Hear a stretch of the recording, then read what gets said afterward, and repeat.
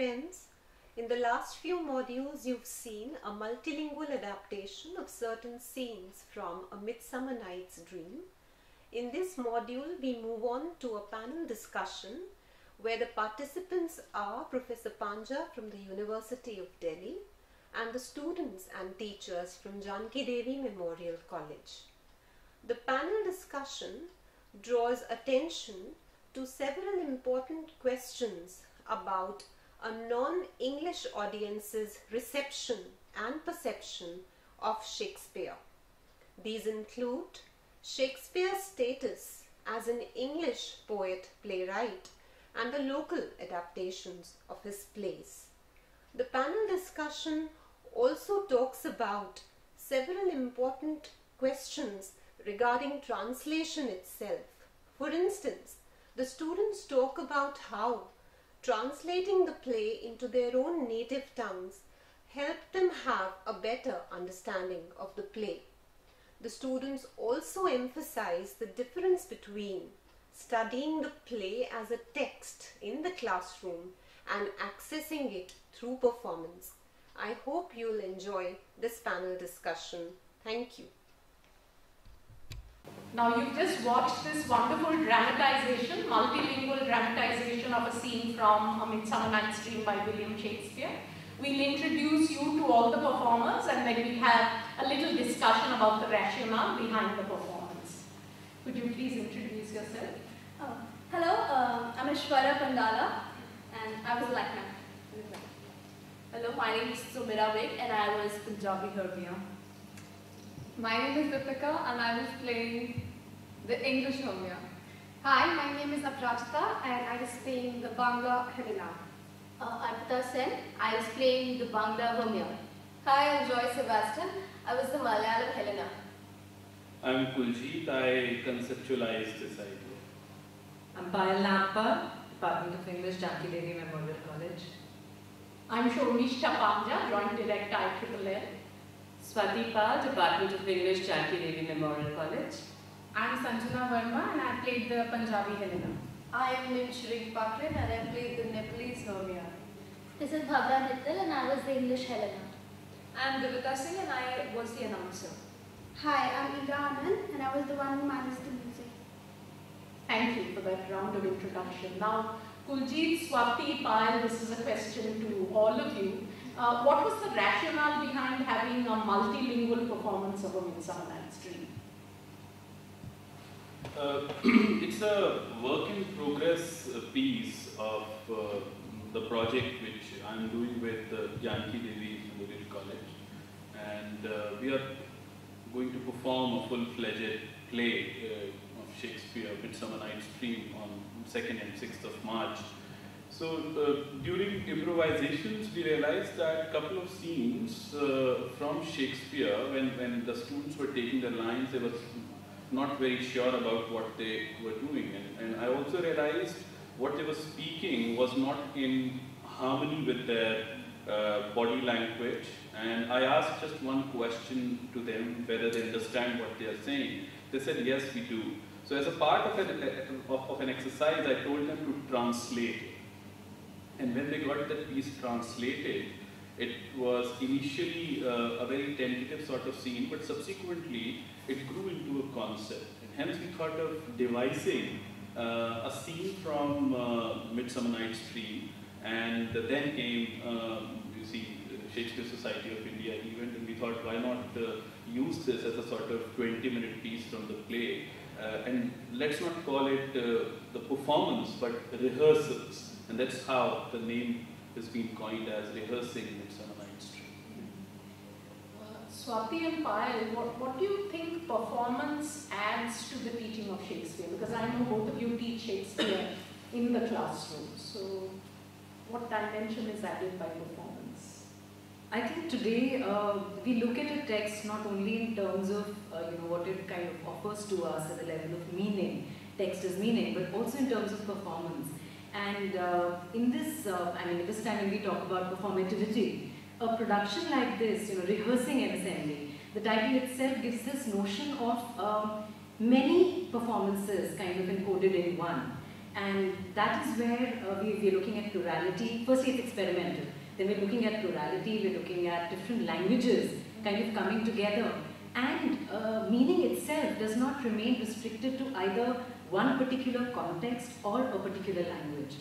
It extends itself to, for us, for instance, in the third world context. So when we look at Bangla, or for that matter, we look at that one particular section between Malayalam and Nepalese kind of, clashing. That gives meaning of a different kind. Swati? Yeah, I just like to say that the way I've been teaching drama over the years, I've discovered that the way drama has been taught as a genre, both in school and even in college sometimes, is the way all other genres are taught. In the sense that it's seen as a text which then has to be understood, and so you kind of semiotically understand it.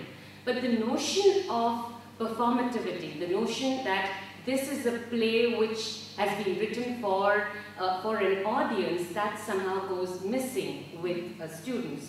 And that then becomes quite a challenge to get students to recognize that this is a genre that has to be looked at differently. And also, yes, as Payal said, a text is open to multiple meanings, to multiple cultures. And one of the things that I discovered when the children were performing this particular piece that we just seen is that even in terms of language, for example with Bangla, it was very interesting. It was a process of self-discovery for the students, because you may think that you're a Bengali, but actually when you're translating it, you realize that the Bangla you know is very functional, and it's not exactly the Bangla that is suitable for the text, in terms of the musicality of the text. So theatre has its own demands, and that is something that I feel is very important for the students to learn in the classroom and otherwise. You've raised a very important point about the function of language in theatre. Now, what made you people choose the certain languages that you did choose? Why Malayalam, why Nepalese, why Punjabi, why Hindi? I think because, my mother tongue is Bangla, so I'm much more familiar with it.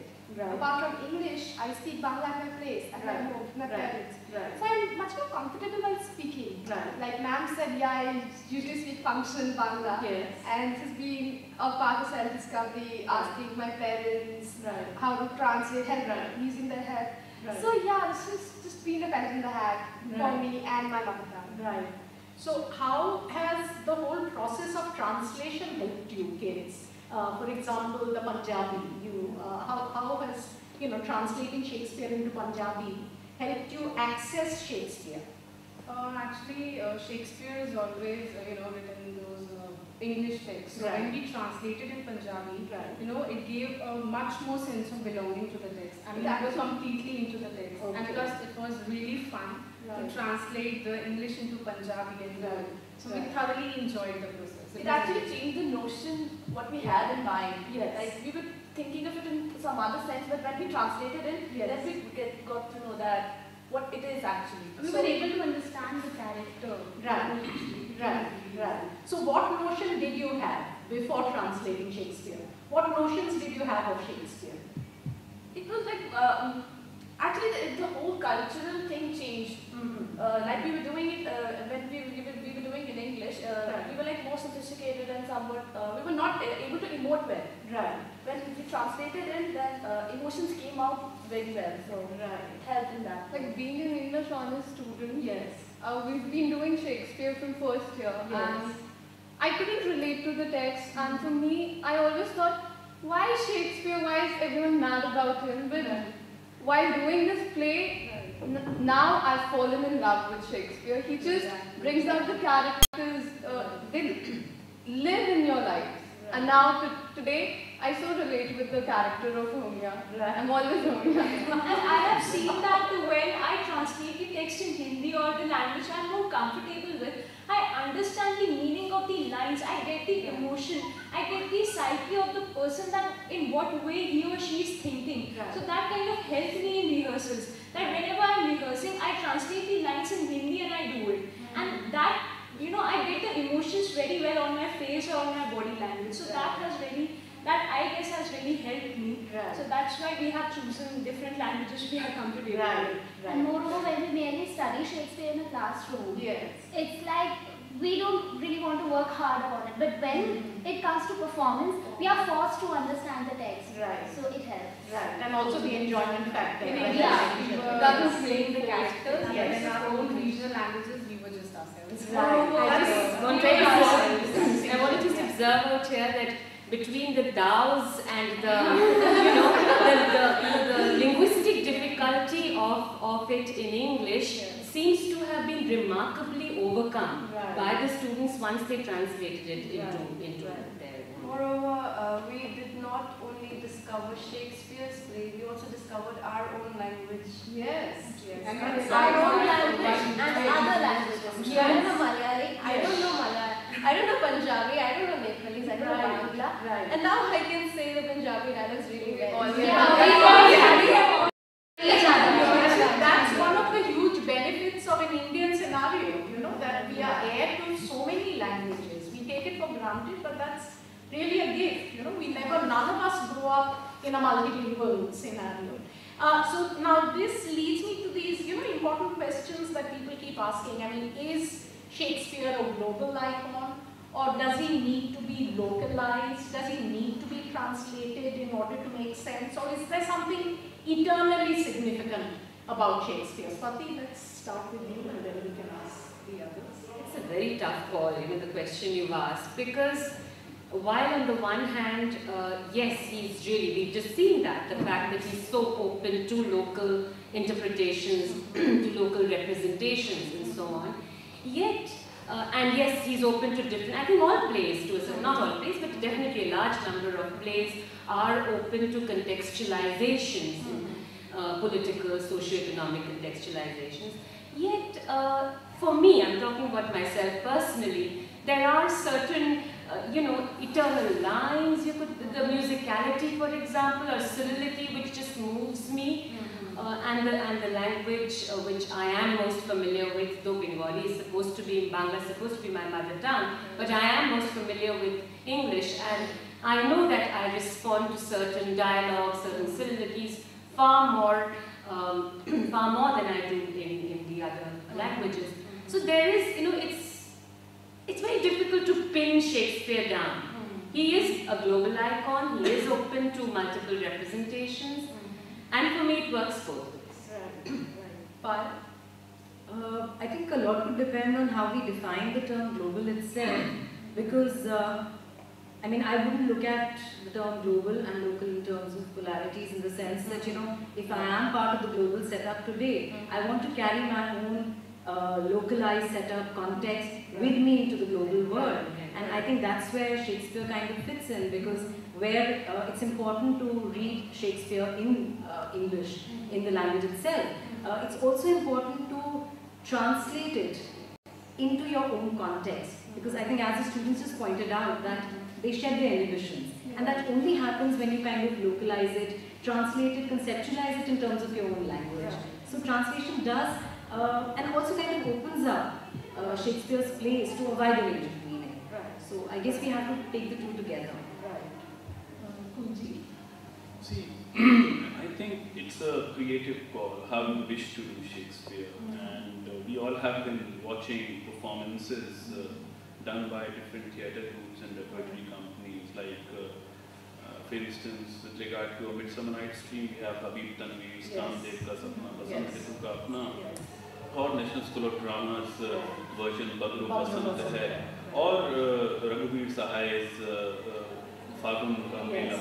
So you have different versions of the same play available with you, but then it's a creative call. How do you wish to take up a production?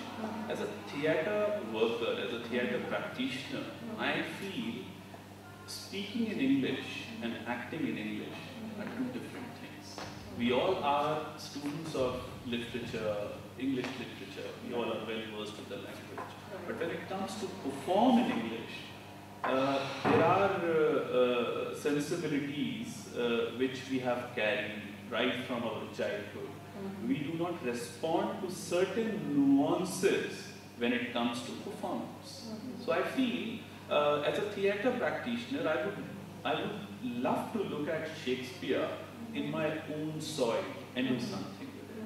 And that's where when it comes to even doing Shakespeare in Elizabethan Old English, I always emphasize to do that particular scene in your own vernacular language, so that when you do it in English, you see connect much more in that language as well. So as a part of improvisations, all the actors are aware of it. We have done those exercises, emphasizing on the connect, so that they also feel it inside, not merely on the skin. So I think it's a creative call. A lot of experiments have also been done. Right. Now, a few questions about your specific performance, like the music that you used, okay? The fact that you're wearing these black sweatshirts and sweatpants. What is the rationale behind this? Maybe we can ask the sound person about the music. Oh, right, about the music. Why did you choose this particular piece? I think it was suiting the performance we did, and we wanted to create. Yeah, we wanted to create. I see. Okay. So sort of an Elizabethan kind of context. And the music is a very classic one. Right. That's why we particularly used it in. It's very influential. Okay. Like when it comes on stage, it gives a stage presence. The music gives a stage presence. You look at the music and you get fascinated by it. Right. It's kind of ironical as well, because we are performing it in our language. Yes.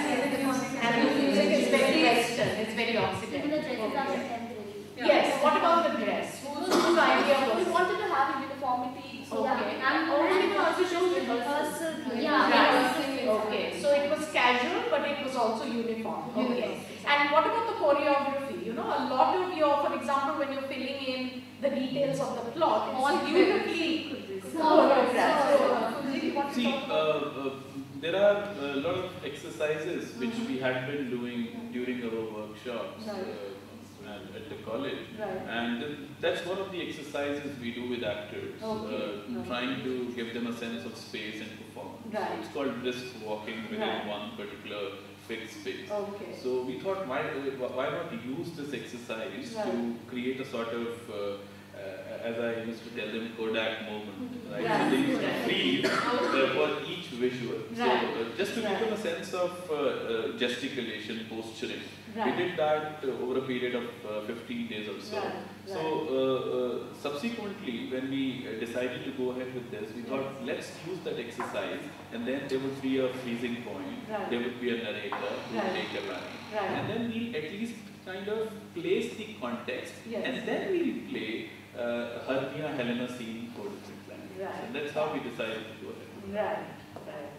Wonderful. Well, I'm sure all of you have tremendously enjoyed both the performance and the panel discussion. And I want to thank you all again for a tremendous